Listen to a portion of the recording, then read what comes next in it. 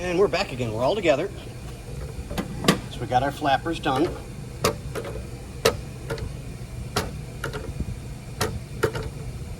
So that's going to push to close it.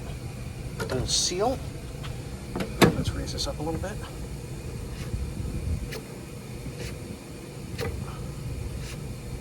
And we're all good. Everything's back together from what I've done. Now time to move on to the next project.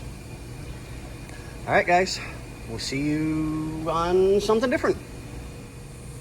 And we're back together again with our new gasket, finally. That's a nice tight seal. I don't know if you guys can hear that. Just got an ever so gentle touch. But all right, everybody.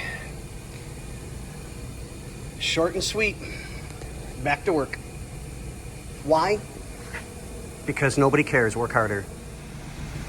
Good morning, guys. So our heater core came in, and we pulled this one unit back out again because the gasket came in. So now we're letting that dry, get that taken care of. So once that's done,